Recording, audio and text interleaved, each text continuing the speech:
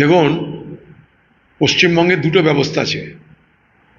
একটা হচ্ছে পঞ্চায়েত এবং মিউনিসিপ্যালিটি নির্বাচনের জন্য রাজ্যের ইলেকশন কমিশন। তারা কি ভোট করে আমরা জানি, পঞ্চায়েতে লুট হয় তাদের চোখের সামনে। বিডিও এসডিও তারাও ভোট লুট করাতে সরাসরি অংশগ্রহণ করে। আরেকটা হচ্ছে কি, চিফ ইলেকটোরাল অফিসার। তারা ইলেকশন কমিশন অফ ইন্ডিয়া, অর্থাৎ কেন্দ্রীয় যে ইলেকশন কমিশন, তাদের অধীনে কাজ করলেও তারা কিন্তু রাজ্যের ক্যাডার, রাজ্যের অফিসার। আর রাজ্যের অফিসার মানে সেখানে শাসক দলের পুরো নিয়ন্ত্রণ থাকবে, এটা বলার জন্য আর পুঁথি ঘাটতে হবে না। স্বাভাবিক কারণেই রাজ্যের নিযুক্ত যে electoral officer, chief electoral officer, তার যদি স্বাধীনতা না থাকে তাহলে ভারতবর্ষের যে কেন্দ্রীয় ইলেকশন কমিশন তাকে সহযোগিতা করার পথে অন্তরায় হতেই পারে। সেই জায়গায় দাঁড়িয়ে যেহেতু চিফ ইলেকটোরাল অফিসার যারা রাজ্যে থাকে, যারা কেন্দ্রের নির্বাচনকে সহযোগিতা করে, তাদের নিরপেক্ষতা অবশ্যই দরকার। কিন্তু সব থেকে আগে দরকার কেন্দ্রের যে নির্বাচন কমিশন তার নিরপেক্ষতা। কেন্দ্রের নির্বাচন কমিশন নিজে নিরপেক্ষ আগে হতে হবে, তারপর রাজ্যে রাজ্যে নিরপেক্ষ অফিসারদের কথা তাকে ভাবতে হবে। কারণ আজকে ভারতবর্ষের কেন্দ্রীয় যে নির্বাচন কমিশন, চিফ ইলেকশন কমিশন, তার দপ্তরের বিরুদ্ধে কিন্তু অভিযোগের আঙুল উঠেই চলেছে একের পর এক। আজকে তারা সুপ্রিম কোর্টের দ্বারস্থ হতে হচ্ছে। সেই জায়গায় দাঁড়িয়ে আমি কাউকে কিছু বলার আগে আমি নিজে কি করছি, অর্থাৎ আমার নিরপেক্ষতা, আমার সততা নিশ্চিত করার পর আমি কাউকে বলতে পারি। এটা যদি টিএন সেশন হতো তাহলে কোনো আমাদের অসুবিধা ছিল না। এখন তো টিএন সেশন নেই, তাই স্বাভাবিকভাবেই এই নির্বাচন কমিশনের উপরে আস্থা মানুষের রাজনৈতিক কারণে বন্ধ নিশ্চয়ই করতে পারে। তার জন্য প্রতিবাদটা কোথায়? এক, তার জন্য কোর্টে যাচ্ছে না কেন? দুই, তার জন্য আইনি সাহায্য নিচ্ছে না কেন? তিন, কারণ কংগ্রেস আমলে যখন 100 দিনের কাজ চালু হয়েছিল, বলে দেওয়া হয়েছিল এটা কিন্তু মানুষের আইন, এটা কিন্তু কাজ দেওয়াটা আইনত সরকারের দায়িত্ব, কাজ পাওয়াটা মানুষের অধিকার। সংবিধান আপনাকে সে অধিকার দিচ্ছে, ভারতবর্ষের আইন আপনাকে সে অধিকার দিচ্ছে, এটা আইনি অধিকার। কোনো নেতার দয়াতে দাক্ষিণ্যে 100 দিনের কাজ নয়, আপনার আইনি অধিকারে 100 দিনের কাজ। তো সেই 100 দিনের কাজে যদি টাকা না দেয় তাহলে এক্ষুনি কোর্টে যাক। আমি বলছি 7 দিনের মধ্যে কোর্টে ফয়সালা হবে এটা। দিদি সেটাও চাই না। সমস্যা বাঁচিয়ে না রাখলে ভোট হবে না। তাই সমস্যা বেঁচে থাক, মানুষের খিদে টিকে থাক, মানুষের অভাব লেগে থাক, দিদির তবে ভোট হবে। অভাব আর দারিদ্রতা পশ্চিমবঙ্গের তৃণমূলের ভোটের সব থেকে বড় পুঁজি। এই টাকা হারামের টাকা আসবে, এই টাকায় ভোট হয়, ওই টাকায় ভোট হয় না। কারণ ডিএ যদি দিয়ে দিতে হয় 10,000 কোটি টাকা, তাহলে লক্ষ্মীর ভাণ্ডার থেকে আরম্ভ করে যে সমস্ত পরিকল্পনা আছে, সবুজ সাথী হ্যান ত্যান, সেখানে টাকা শর্টেজ হবে। এখন ডিএ কত লোক পায়? 5,000, 10,000, 15,000, 20,000, 1 লাখ, 2 লাখ। কিন্তু লক্ষ্মীর ভাণ্ডার দিলে, পাড়ায় পাড়ায় সমাধানের গল্প করলে তার ভোট ব্যাংকটা বাড়বে এবং অটুট থাকবে। তাই ভোগে যা বকেয়া, আমার ভোট নিয়ে কথা, আমার ভোট নিয়ে কথা, বাকি কিছুতে নেই আমার মাথা ব্যথা। এই হচ্ছে গল্প। আপনি জানেন আজকে পশ্চিমবঙ্গ সরকারের মাথার উপরে ধারের বোঝার পরিমাণ হতে চলেছে 7,31,000 কোটি টাকা। 7,31,000 কোটি টাকা। এই টাকা কোথা থেকে কিভাবে কে দেবে জানা নাই। এ বাংলা ক্রমশ ভিখারির রাজ্যে রূপান্তরিত হচ্ছে। তাই বাংলার মুখ্যমন্ত্রী বাংলাকে এবং বাঙালিকে কাঙালি করে ছেড়েছেন। তাই ডিএ আপনি দিয়ে দিতে চাইছেন না। কারণ ডিএতে আপনার ভোট, সরকার, আপনি ডিএ দেন বা না দেন তাতে সরকারের পরিবর্তন হবে না।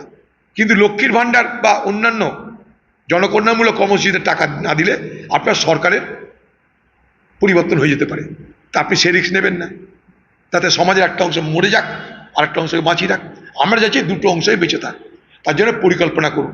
আমরা তো বলছি লক্ষ্মীর ভাণ্ডার, আমাদের দাবি এটা, লক্ষ্মীর ভাণ্ডারের টাকা 2,500 করতে হবে আগামী বছর থেকে। কারণ লক্ষ্মীর ভাণ্ডারের এই 2,500 টাকা মা বোনদের মাইয়া সম্মান যোজনায় ঝাড়খণ্ডে দেওয়া হচ্ছে, 3,000 টাকা তেলেঙ্গানায়, কর্ণাটকে দেওয়া হচ্ছে। এ বাংলায় কেন 1200 টাকায় লক্ষ্মীর ভাণ্ডার চলবে?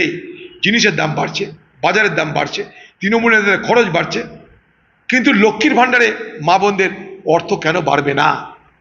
যেভাবে বাজারের মূল্য বাড়ছে, এখন লক্ষ্মীর ভাণ্ডার তার যে পরিমাণ সেটা তার জন্য অপ্রতুল, যথেষ্ট নয়।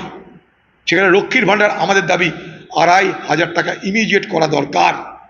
2,500 টাকা লক্ষ্মীর ভাণ্ডার দিন, কারণ ঝাড়খণ্ডে দিচ্ছে মাইয়া সম্মান যোজনায় মহিলাদেরকে 2,500 টাকা। হতে পারে 52 কেন, 52 কেন, 500টা দিতে পারে। তুমি চেক করে বলে দাও না, ঠিক আছে, গল্প শেষ। এটা প্রশাসনিক কাজ। এটা হরিয়ানা পুলিশ পাঠিয়েছে তোমার কাছে, তোমার পুলিশ বলবে না এরা ঠিক আছে, এই অ্যাড্রেস আমাদের সার্টিফাই করছি, এরা পশ্চিমবঙ্গের এখানকার মানুষ, বাস হয়ে গেল গল্প। এটাই তো গল্প। আপনি এটাকে বাঁচিয়ে রাখতে চাইছেন। এর আগে জানেন, যখন আসামে এনআরসি শুরু হয়েছিল, আমি কথাটা বলেছিলাম, সেখানকার যারা বাঙালি বিয়ের সূত্রে, নানা কাজের সূত্রে আসামে চলে গেছে, তাদের অসুবিধা হচ্ছিল। তারা চিঠি করে এখানকার ডিএমকে, এখানকার বিডিওকে, এখানকার এসডিওকে তাদের জন্য যে তথ্য, সেই তথ্য দিতে বলেছিল, কেউ দেয়নি বছর পর বছর। আপনি প্রশাসনটাকে আরো চুস্ট করুন, প্রশাসনকে সক্রিয় করুন, সতর্ক করুন। হরিয়ানা পুলিশ কিছু চাইলে আপনার প্রশাসন সঙ্গে সঙ্গে পাঠিয়ে দেবে, সেই ব্যবস্থা করুন আপনি। তা না করে এটাকে নিয়ে আপনি ভোট করবেন। আর সেখানকার যারা বাঙালি পরিযায়ী শ্রমিক, এই ঝামেলায় তাদের তো লাভ হচ্ছে না, তারা তো যেখানকার সেখানেই থাকছে, আপনি লাভ করছেন, কিন্তু তাদের জন্য আপনি ভাবছেন না। যদি ভাবতেন তাহলে আপনার প্রশাসনকে তৎপর করে, সক্রিয় করে আপনি সঙ্গে সঙ্গে যা যা ডকুমেন্ট চাইছে পাঠিয়ে দিয়ে বলতেন, ভাই কোনো ঝামেলা নাই, এদের সঙ্গে ঝামেলা করা চলবে না। এই তো গল্প। এটা তো প্রশাসনিক কাজ একটা। সে প্রশাসনিক কাজকে আপনি রাজনৈতিক মোড়কে নিয়ে এসে আপনি সেখানটায় ভোট করছেন। সমস্যা এই জায়গাটায় আপনাকে নিয়ে, এবং আপনি জেনে শুনে এই বাজার গরম করছেন। বাঙালি অবাঙালি, এই রাজ্য সেই রাজ্য, ওই রাজ্যের মধ্যে মারামারি লাগানোর ব্যবস্থা করছেন। কি লাভ হবে জানি না। করবে এখন মুখ্যমন্ত্রী নানা রকমের বাহানাবাজি করবে। এগুলো নির্বাচনের আগে মানুষের কাছে বিভিন্ন বাহানা তৈরি করবে। আপনারা দেখেছেন কখনো পা ভাঙার বাহানা হয়েছে, কখনো অসুস্থতার বাহানা হয়েছে, কখনো বলছে নাকি তাকে এমন মার মেরেছে যে তার সব হাড়গোড় ভাঙা, সে নিজে নিজে নাকি এক্সারসাইজ করে ঠিক করেছে। এরকম বাহানার কোনো অন্ত থাকবে না যত নির্বাচন এগিয়ে আসবে। পশ্চিমবঙ্গের সাধারণ মানুষ তারা জানে যে আজকে বাংলায় রুটি নেই, রুজি নেই, চাকরি নেই, শিক্ষা নেই, স্বাস্থ্য নেই, নেই আর নেই।